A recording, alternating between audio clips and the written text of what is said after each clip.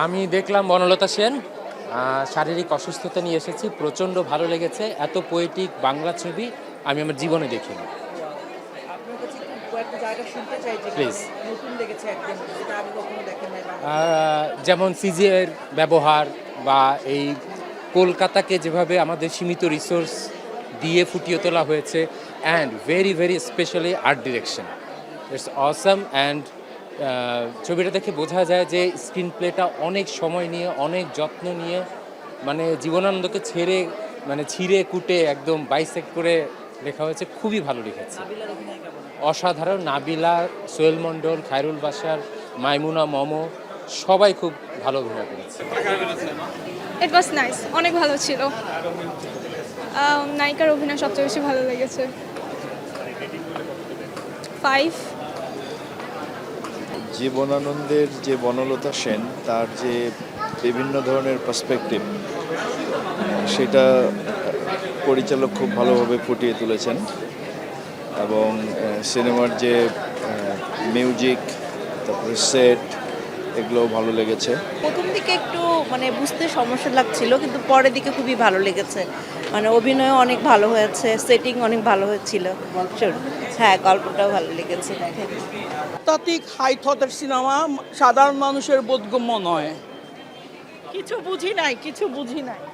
এটা বুঝতে একটু সমস্যা হবে অনেক মানুষের, যারা বনলতা সেন, জীবনানন্দ দাশ এবং সেই সময় একই সঙ্গে, এটা তো বাঙালি যারা একটু পড়াশোনা করে, যারা ভাবে, তাদের মধ্যে তো বনলতা সেন আর জীবনানন্দ দাশ একটা ফ্যান্টাসি হয়ে আছে। এই ফ্যান্টাসিটা একটু বোঝার জন্য একটু সময় লাগবে, একটু মনন লাগবে, একটু মেধা লাগবে।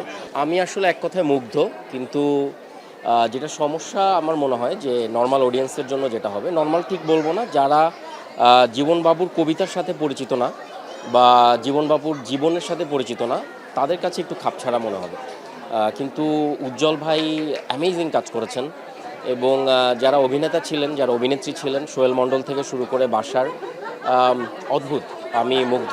জি, ভালো লেগেছে। একটু হাই থটের, বা আরও একবার দুইবার দেখলে হয়তো বোঝা যাবে ভালো। আর বেটার হয় কবিতাটা পড়ে আসলে আর রিলেট করা যায় আর কি। আপনি কি আরো দুইবার দেখতে চান? মিনিমাম আর একবার দেখবো আর কি, যদি সুযোগ হয়। বাট ওভারঅল ভালো ছিল। Too much good. খুব চমৎকার, ভালো লেগেছে, সুন্দর অভিনয়। জি, ঠিক আছে।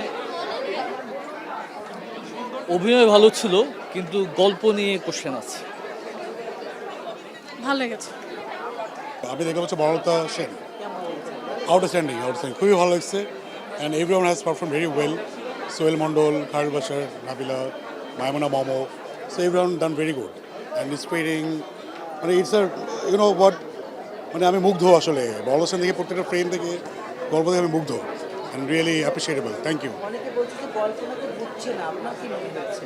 না, এটা ঠিক যে আসলে একটু মনোযোগ দিয়ে দেখতে হবে। এবং এখন বোঝা না বোঝা আসলে এটা আমি কীভাবে বলবো, আসলে বনলতা সেনকে জানতে হবে। কবিতা সম্পর্কে যারা আইডিয়া আছে তারা ভালো বুঝতে পারবে। তো এই আর কি।